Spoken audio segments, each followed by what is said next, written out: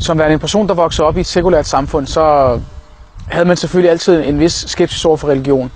Som så mange andre danskere, så før jeg blev muslim, så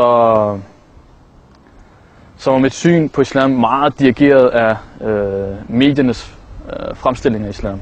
Mit syn på islam, inden jeg blev muslim, var måske præget af, at jeg mente, at muslimer var sådan lidt tilbagestående. Jeg var muligvis en lille smule racistisk. Personligt havde jeg ikke noget forhold til islam, da jeg ikke levede blandt muslimer. Og dermed som et eneste indgangsvinkel til islam var medierne. Så jeg en masse unge muslimer bevæge sig i samfundet, ikke forholde sig til deres levemåde. Og jeg synes, det var hykleri. Jeg kunne ikke lide det. Jeg tænkte, hvad er det her for nogle mennesker?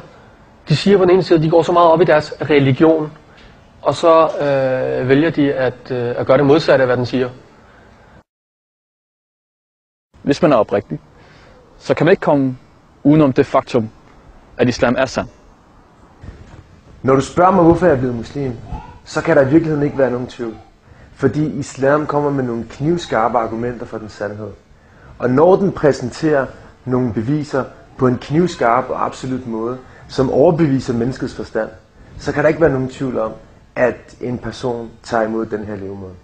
Islams rationelle aspekt tiltrak min opmærksomhed, og dermed kunne jeg konkludere og acceptere og erkende ideen om tilstedeværelsen af en skaber. Jamen altså, jeg er muslim, fordi jeg kender eksistensen af en skaber, der har nedsendt et budskab til menneskeheden igennem sin profet Muhammed. Fordi islam, i modsætning til alt andet, er sandt og faktisk kan bevises.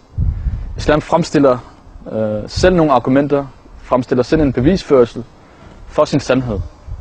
Jeg er muslim, fordi at islam giver mening, fordi islam det overbeviser mig, fordi at islam præsenterer spørgsmål omkring livet og døden og oprindelsen og skabelsen og alle de her ting på en fyldestgørende og intellektuel måde.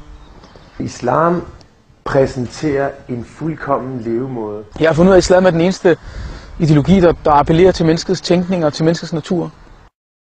Når du spørger, om jeg er dansk muslim, så lyder det også for mig i spørgsmålet som om, at jeg på den ene side skal være tilhænger af de vestlige værdier og være dansk, og på den anden side skal være muslim som være noget sekulært.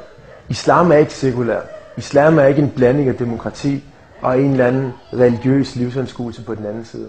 Islam har sit eget system. Jeg er hverken en dansk muslim, eller en mellemøstlig muslim, eller en arabisk muslim. Jeg er bare muslim. I islam, at der skelner man ikke imellem nationaliteter, hudfarve eller sprog.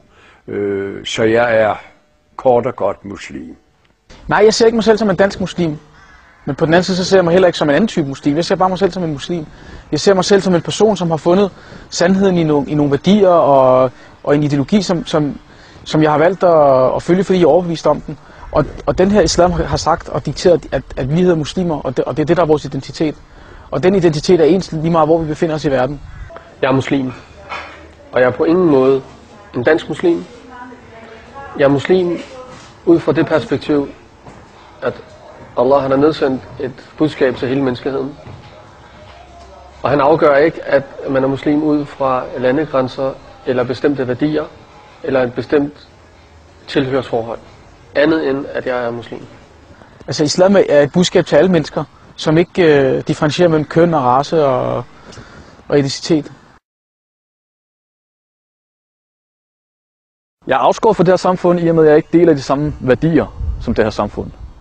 Men i den praktiske hverdag, så er det jo ikke fordi, at jeg bor i en lille hule og ikke kommer uden for døren.